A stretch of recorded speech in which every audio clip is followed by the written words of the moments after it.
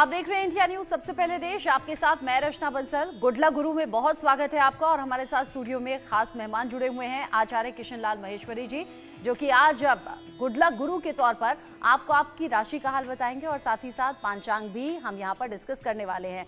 तो आज किन किन बातों का विशेष ध्यान रखना है, घर से निकलने से पहले आज कैसा रहेगा आपका दिन, ये सब कुछ हम जानेंगे।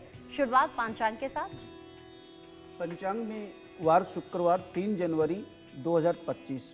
आज का पंचांग ग्रहों की स्थिति के अनुसार धनु लगन में सूर्य उदय होगा। लगन में ही सूर्य विराजमान रहेंगे। मकर राशि में चंद्रमा है और कुंभ राशि में शुक्र और शनि ग्रह की स्थिति रहेगी। और कन्या राशि में केतु और मीन राशि में राहु और देवगुरु बृहस्पति बकरी होकर के वृष राशि में चल रहे हैं और मंगल बकरी होकर के नीच के होकर के कर्क राशि में चल रहे हैं।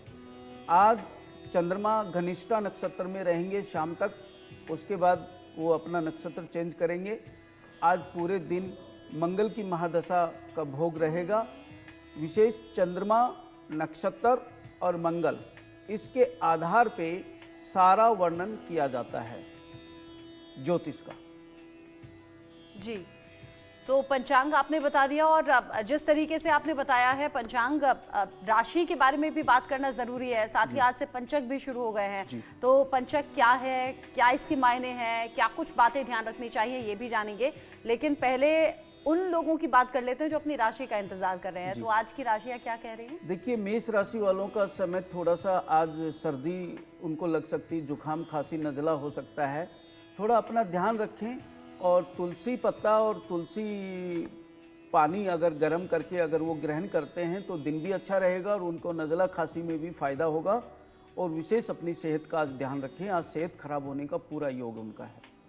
रही वृष राशि, वृष राशि का देखिए समय थोड़ा सा अच्छा है, इसमें कोई वो नहीं है। वो शिवलिंग पे थोड़ा सा दूध और चीनी मिलाकर के अगर अभिषेक करते हैं तो उनका पूरा दिन बहुत बढ़िया रहेगा। और उनका आज का पूरा दिन वैसे बहुत अच्छा है। अगर वो दही और चीनी अगर नहीं शिवलिंग पे अभिषेक कर सकते हैं तो किसी भी गरीब निर्धन आदमी को मिष्टी दही भी दान कर सकते हैं। वो किसी निर्धन आदमी को देंगे तो उनको पूरा दिन बहुत फायदा होगा। मिथुन राशि वालों का देखिए थोड़ा सा समय ठीक नहीं है, संभल के चलने का दिन है। थोड़ा सा चोट चपेट भी लग सकती, किसी भी तरह की कुछ उनको मानसिक समस्या भी आ सकती है।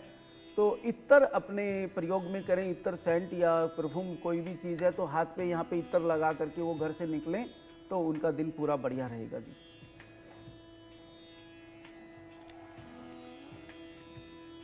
आपने अलग अलग राशियों के बारे में बताया और बताया कि क्या कुछ ध्यान रखना चाहिए। बाकी की राशि आचार्य जी? देखिए, कर्क राशि वालों का थोड़ा सा समय ठीक नहीं है, अपना ध्यान भी रखें। और योग अगर हो जाए, योग या किसी तरह की साधना या ध्यान लगा लें, नहीं तो पानी ज़्यादा से ज़्यादा पिए। नहीं तो उनको गुस्सा आने का बहुत ज़्यादा योग है आज, क्योंकि उनका चंद्रमा अष्टम भाव में है तो वो गुस्सा ना आए, इसके लिए उनको अपने आप को थोड़ा सा ध्यान या पानी की मात्रा ज़्यादा पिए तो उनका ठीक रहेगा। अब बताते हैं आप लोगों को सिंह राशि। सिंह राशि वालों का थोड़ा सा सुबह से ही ठीक है समय है, वो ऐसा कुछ भी नहीं है। बस उनको थोड़ा सा हनुमान चालीसा का पाठ या गुलकंद खाएं तो बहुत बढ़िया रहेगा। नहीं तो हनुमान चालीसा का पाठ वो जरूर करें। आपने बताया कि सिंह राशि वालों का दिन मिला जुला सा रहेगा और क्या कुछ वो उपाय कर सकते हैं। अगली राशि आचार्य जी? अगली राशि कन्या राशि है। कन्या राशि वालों का भी समय लगभग ठीक है, ऐसा विषय नहीं है। बस ये अपना गुस्सा ना आए, चोट चपेट ना लगे इनको किसी भी तरह से, तो या तो हनुमान जी के मंदिर जाएं, नहीं तो हनुमान चालीसा का पाठ घर पे करें। अगर वो भी नहीं कर सकें तो गाय को गुड़ जरूर खिलाएं, जिससे उनका दिन बढ़िया रहे। अब आते हैं तुला राशि पे। तुला राशि वालों का समय काफ़ी ठीक है, ऐसा कुछ भी नहीं है। बस सफ़ेद चंदन का टीका लगाएं या शिव मंदिर जा कर के दूध अर्पित कर सकते हैं या दूध का भी तिलक लगा के घर से निकल सकते हैं। अगर सफ़ेद चंदन घर पर नहीं हो तो ये जरूर इनका बढ़िया समय रहेगा और पूरा दिन इनका बढ़िया है। तो छोटा छोटा सा उपाय है जो करके अपने दिन को और ज़्यादा बेहतर बना सकते हैं। तुला राशि वालों का दिन अच्छा रहेगा और सफ़ेद टीका लगाएंगे तो और ज़्यादा अनुकूल उनके हिसाब से होगा। बाकी राशि? वृश्चिक राशि वालों का समय ठीक है, थोड़ा गुस्सा आ सकता है, कुछ और भी समस्या इनको हो सकता है। 5 बजे के बाद का समय जो है इनका अच्छा है, 5 बजे तक ये ठीक से रहें और हनुमान चालीसा का अगर ये पाठ भी करते हैं या हनुमान जी का सिंदूर का टीका भी लगाते हैं मंदिर जाके, अगर मंदिर जाने में असमर्थ हो तो घर में ही थोड़ा सा हनुमान जी अगर कोई प्रतिमा है तो उसको थोड़ा टीका छुआ करके, सिंदूर छुआ के, तिलक लगा के वो अपने काम पे जाएं, या पूरा दिन उनका बढ़िया रहेगा। अगर वो घर पे भी काम करते हैं तो उनका अच्छा समय रहेगा।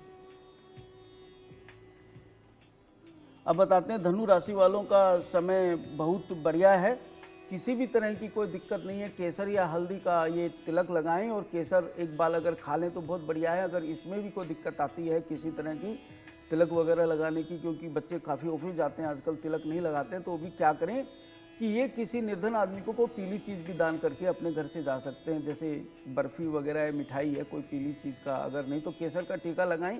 अगर मस्तिष्क में लगाने में किसी तो अपनी नाभि में भी केसर का टीका ये लगा सकते हैं, तो इनको बहुत फायदा होगा। अब मकर राशि वालों का समय थोड़ा सा गड़बड़ है, और इसके लिए ये किसी गरीब आदमी को, आजकल सर्दी बहुत ज़्यादा है, तो चाय या पानी या कॉफ़ी ये पिलाएं तो इनका बहुत बढ़िया समय मकर राशि वालों का हो जाएगा। तो बांटिए, बहुत बढ़िया है। और अभी सर्दी का टाइम है तो गरीब असहाय लोगों को चाय वितरण करें तो आपका पूरा दिन बढ़िया निकलेगा। कुंभ राशि वालों का समय भी थोड़ा सा ऐसे ही है। ये साथ में थोड़ा ले लें, किसी भी बड़े आदमी को, बुजुर्ग आदमी को अगर मिल जाती है घर में, जैसे माता जी हैं, पिताजी हैं, दादा दादी हैं, तो इनके चरण स्पर्श करके निकलें। अगर इसके अभाव में अगर नहीं है, कुछ बच्चे बाहर जॉब करते हैं, तो किसी मंदिर में जाके वर्ध ब्राह्मण के भी चरण स्पर्श करके अपने काम की शुरुआत करते हैं। नहीं तो किसी को व्हाट्सएप या फ़ोन पे राम राम लिख के भी भेजेंगे, उनको भी चरण स्पर्श अगर फ़ोन पे भी करते हैं तो आपका दिन बहुत बढ़िया रहेगा। अब आते हैं मीन राशि वालों पे। मीन राशि वालों का समय थोड़ा सा हल्का सा नुकसानदायक है, तो कोई बात नहीं भाई, इसके लिए पूरे दिन बढ़िया करने के लिए आप माँ दुर्गा जी को एक लाल पुष्प चढ़ाएं या दुर्गा चालीसा का पाठ करें। अगर दुर्गा चालीसा का पाठ करने में भी कोई असमर्थ है तो एक दुर्गा जी का बीज मंत्र है ओम दुम दुर्गाय नमः का जाप करते हुए भी आप अपने काम पे जा सकते हैं। तो आपका बहुत बेहतरीन समय आपका रहेगा। आप दुर्गा चालीसा का पाठ करें या माँ भगवती के दर्शन करके भी अपने काम में लगते हैं तो आपका दिन शुभ रहेगा। अलग अलग राशियों के बारे में आपने बता दिया और सभी राशि वालों को बता दिया कि क्या उपाय करना है जिससे कि दिन और ज़्यादा बेहतर होगा और दिन के शुभ परिणाम आएंगे, शुभ फल आएंगे। और ये छोटे छोटे से उपाय हैं जो इजीली लोग कर सकते हैं।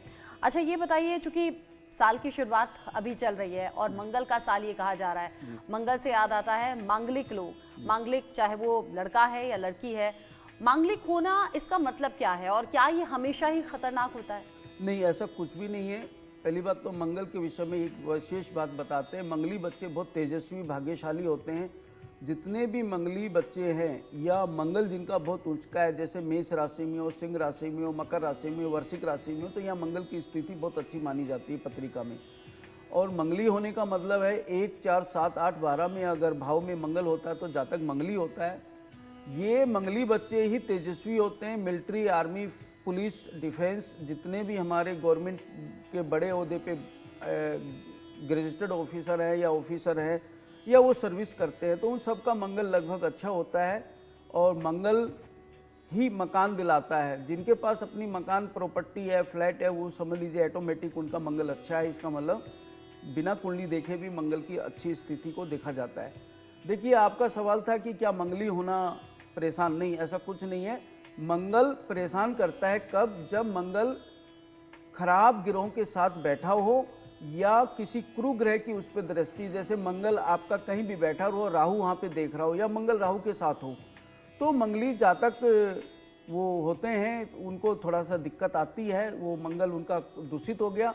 अगर मंगल चंद्रमा के साथ है तो महालक्ष्मी योग बनता है। अगर मंगल राहु के साथ है तो अंगारक योग बनता है। मंगल अगर शनि के साथ होता है तो अरस से फरस होता है। अगर पत्रिका में ऐसा कोई योग है तो देखिए, मंगल शनि जिनका भी है वो अरस से फरस का मतलब 3 दफ़ा जीवन में ऊपर बढ़ते हैं, 3 दफ़ा जीवन में नीचे गिरते हैं, ऐसा मंगल का है। अब मैं आपको मंगल का एक और विशेष बात बताता हूँ। देखिए, जो भी मंगली बच्चे हैं वो एक पैसा भी ना घबराएं। वो अपने आप में बहुत तेजस्वी हैं, भाग्यशाली हैं। मंगली होना अपने आप में बहुत पावरफुल लोग होते हैं। आप देश के जिस भी बड़े ओहदे पे जो भी बैठा है वो कहीं ना कहीं मंगली होता है। जैसे हमारे देश के प्रधानमंत्री नरेंद्र मोदी जी वृश्चिक लगन, वृश्चिक राशि, ये अपने आप में किसी भी जातक का इस तरह का योग बनता है तो वो तेजस्वी होते हैं, बहुत आगे बढ़ते हैं जीवन के अंदर। तो मंगल को लेकर ना घबराएं, मंगल बहुत बढ़िया है। मंगल शांति का एक छोटा सा सुंदर सा उपाय मैं आपको बताता हूँ। आप नित्य नेम अपने रूटीन में हनुमान चालीसा का पाठ करें या ओम हंग हनुमते नमः का जाप करें, और आपके पास टाइम है तो मंगल शनिवार के दिन सुंदरकांड का पाठ करें, तो आपका मंगल का जितना भी दुष्प्रभाव वहम है वो आपका खत्म हो जाएगा। और मीठी चीज़ लोगों में, गरीब असहाय लोगों में वितरण करें। मंगल की एक विशेष पहचान मैं आपको बताता हूँ। जला हुआ कपड़ा या फटा हुआ कपड़ा, जैसे आजकल जीन्स है, डिजाइनिंग करके लोग जीन्स बनाते हैं, वो मंगल ग्रह से संबंधित है। तो वो वस्त्र अगर आप वितरण कर देते हैं गरीबों में तो आपका मंगल ठीक हो जाएगा। पकवान में, कढ़ाई में जो तली जाती चीज़ें जैसे बालूशाही है, लड्डू है, बूंदी है, जलेबी है, इमरती है, ये सब देसी घी में छानी जाती हैं, तो ये मंगल ग्रह से संबंधित मिठाई हैं। और हनुमान जी के दर्शन करते रहिए, उनको मीठा पान का बेड़ा का भोग लगाते रहिए, उनसे प्रार्थना करते रहिए। मंगल बहुत शुभ होता है, सेनापति है, भूमिपति है, और लक्ष्मी नारायण योग भी मंगल ही बनाता है। जब चंद्रमा मंगल एक साथ पत्रिका में होता है तो महालक्ष्मी योग का निर्माण होता है। तो ऐसे जातक अपने आप में बड़ा तेजस्वी और भाग्यशाली होते हैं। आप मंगल को लेकर किसी भी तरह की कोई चिंता ना करें। अच्छा, आपने कहा कि ऐसे तेजस्वी बालक होते हैं, अगर कोई मांगलिक है तो उन्हें चिंता नहीं करनी है, लेकिन कई बार ये कहा जाता है कि अगर मांगलिक कोई लड़का या लड़की है तो फिर वैवाहिक जीवन में दिक्कत आएगी अगर दूसरा नॉन मांगलिक है। तो ये बात कितनी सच है, और क्या मांगलिक की शादी मांगलिक से ही होनी चाहिए? देखिए, ऐसा कुछ भी नहीं है, मंगलिक की शादी मंगलिक से होनी चाहिए। ये भी एक बहुत बड़ा आपने अच्छा सवाल किया और बहुत लोगों की समस्या का समाधान हो जाएगा आज। मंगल जब भी पत्रिका मिलाएं तो कोशिश यही हो कि देखिए मंगल का डिग्री, मंगल का नक्षत्र, मंगल किस घर में बैठा, पहले ये देखिए।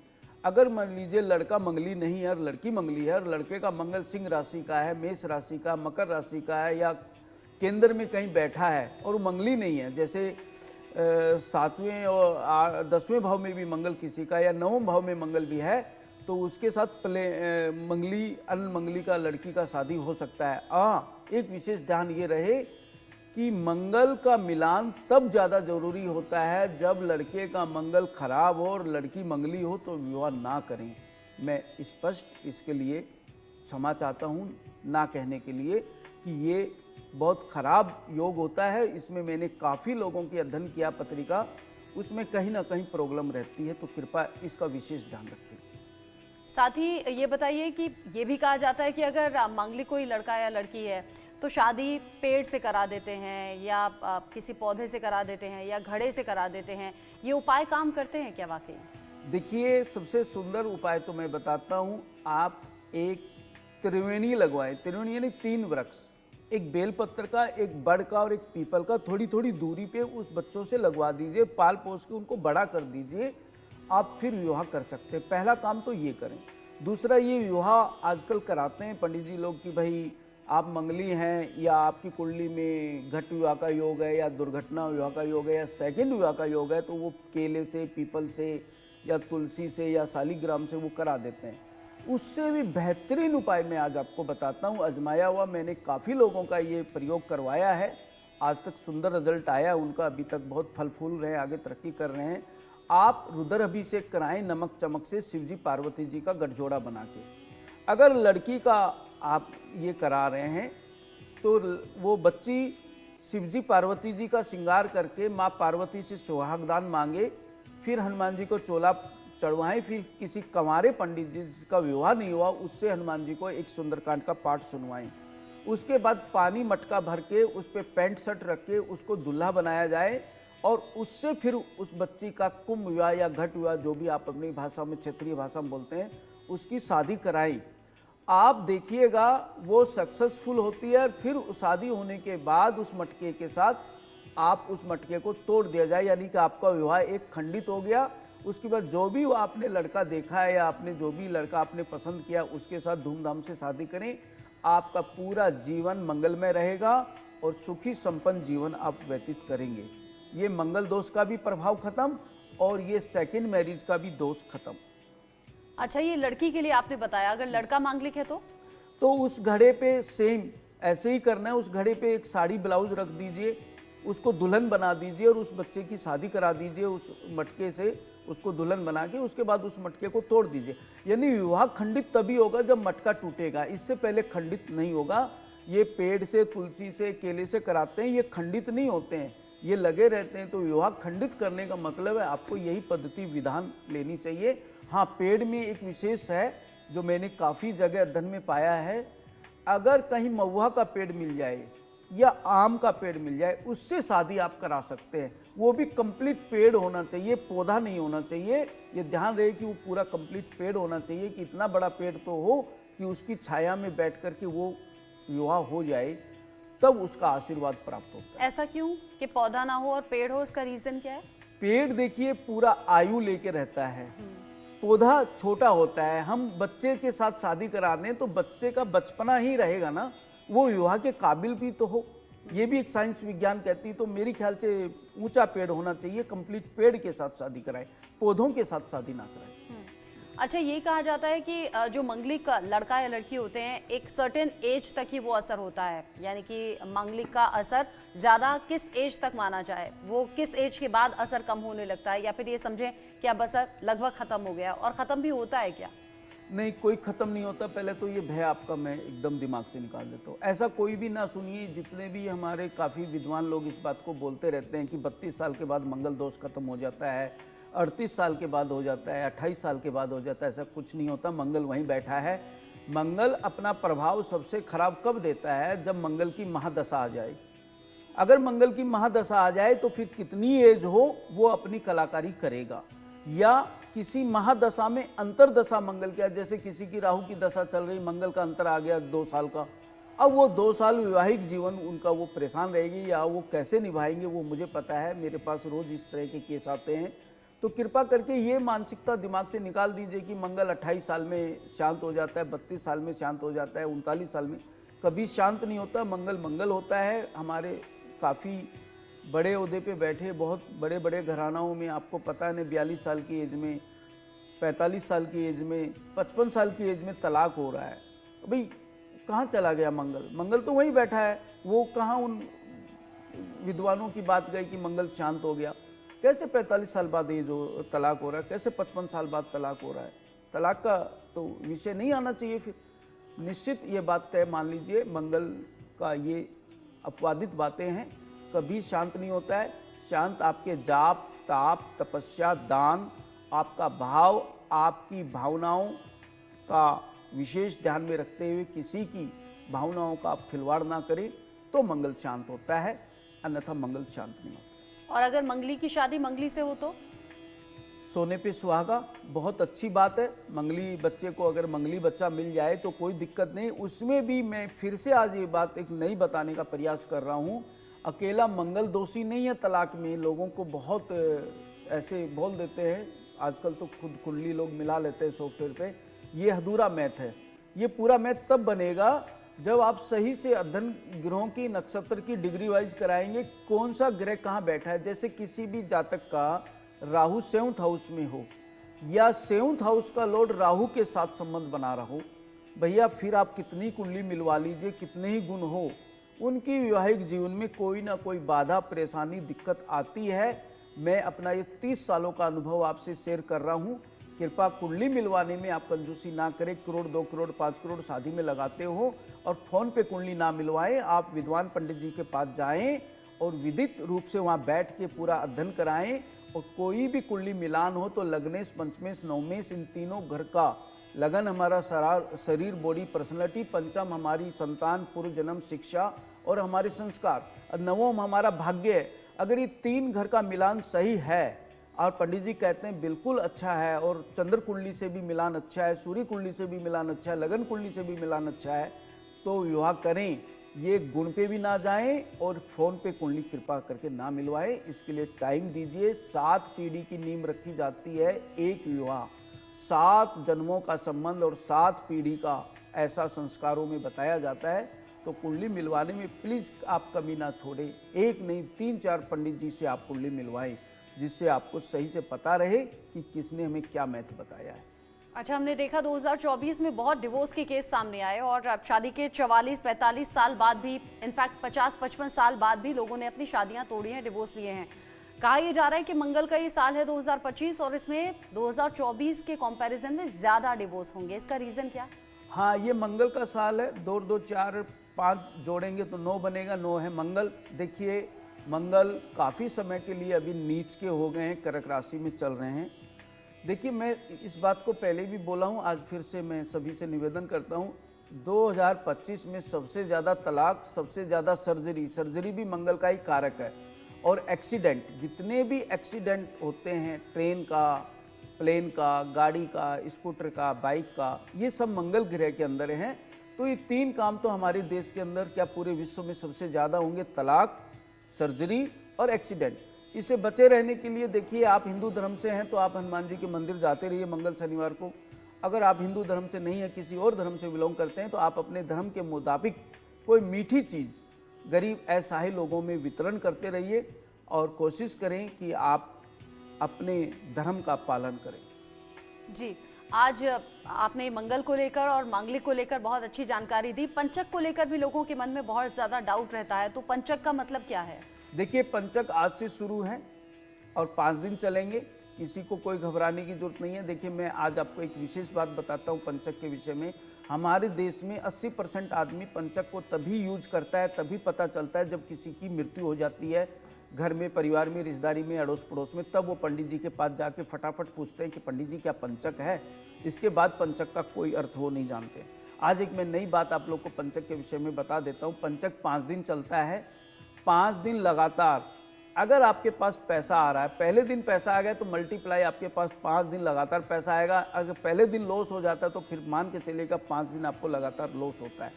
अगर किसी तरह का लॉस होता है, पहले तो लॉस बताते हैं, तो 5 दिन लगातार किसी मंदिर में जाके ब्राह्मण पंडित जी से 5 फल, 1 जनेऊ, 1 पंचांग उनको दान करें।